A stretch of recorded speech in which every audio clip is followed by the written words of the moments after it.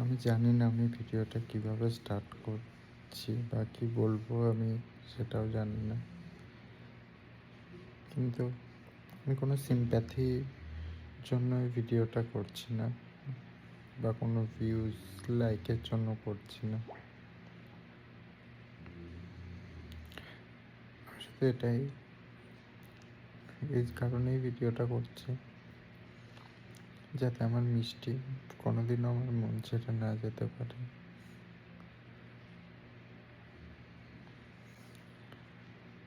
আমার মিষ্টি আমার মেয়ে, গোল্ডেন রিট্রিভার। ছোটবেলা থেকে ছোট থেকে 2 বছর ধরে মানুষ করেছি ওকে আমি। এই বিছানায় শুয়ে থাকতো, দেখাচ্ছি আমি জায়গাটা। আমার একটা বিড়ালও আছে, এই যে আমার পাশে শুয়ে আছে, কিন্তু বিড়ালটা সবসময় আমার দাদার কাছে থাকতো। আর রিট্রিভার মানে আমার মেয়ে সবসময়ই আমার পায়ের কাছে শুয়ে থাকতো, না হলে আমার মাথার কাছে শুয়ে থাকতো। 3 দিন হলো মারা গেছে। হট করে সিজারের মতন কিছু একটা হলো, টাইমই দিল না, 0.5 ঘন্টা 1 ঘন্টার মধ্যে মারা গেল।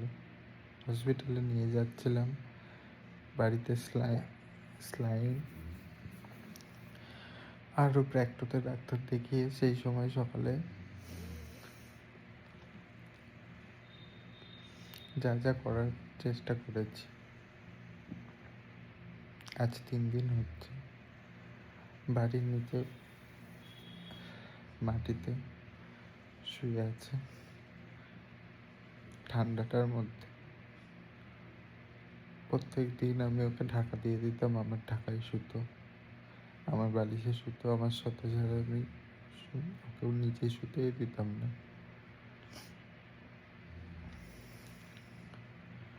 ওই যে বিছানায় ওই যে সেটা রেখে দিয়েছি, এখানেও খাঁচা রেখে দিয়েছি।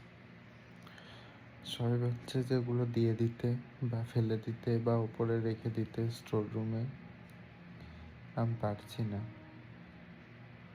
আমার মনে হচ্ছে আমার মিষ্টিটা ওপরে থাকবে একা একা বা অন্য কোথাও থাকবে। ভিডিওটা করার আমার একটাই কারণ, যাতে কোনোদিনও মিষ্টি আমার মন থেকে মুছে না যেতে পারে। ও এখন শুধু একটা জায়গাতেই বেঁচে আছে, সেটা হচ্ছে আমার মনে। আমি চাই না আমার মন থেকে মুছে যায়। সবাই বলছে যে ঠাকুরের কাছে যেতে, আমাকে আর কি সাজেস্ট করছে অনেকেই, যে যা হয়েছে ভুলে যাওয়ার জন্য বা ঠাকুরের কাছে গিয়ে বলার জন্য, মানে ঠাকুরের মন্দিরে বসে থাকার জন্য বা কোনো লোহা টোহা পড়তে বা কিছু করতে।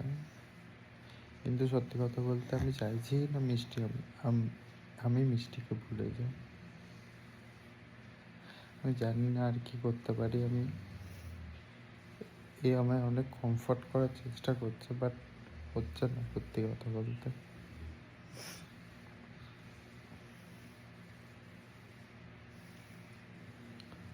আমি চাইছি না মিষ্টি আমার মন থেকে মুছে যায়।